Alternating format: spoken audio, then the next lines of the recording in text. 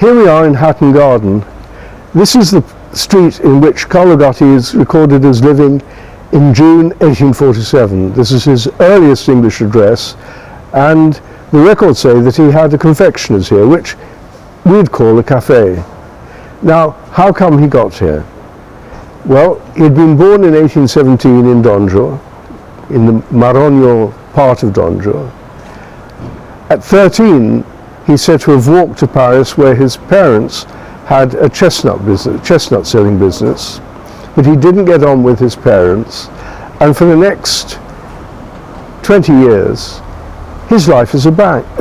But what we do know is that he sold chestnuts in the streets, and that he married a girl whose father owned a cafe in Paris.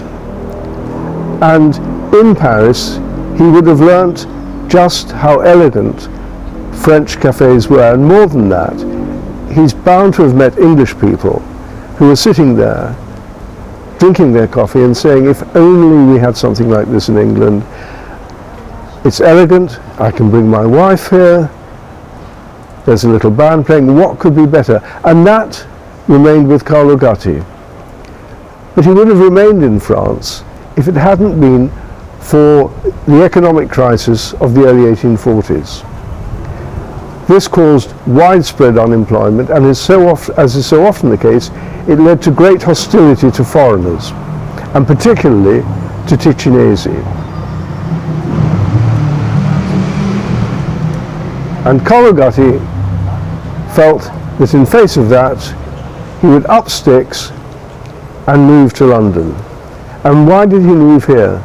Well, this area was the centre of the Italian colony, and he probably had, well, he did have cousins here who made their living selling artificial flowers, but that wasn't for Carlo. He knew instinctively that he would make his way by providing food, and it was in this street that he began doing so. After a few years, he did well enough to open a cafe in the main street, Holborn. But this is the place where the story all began.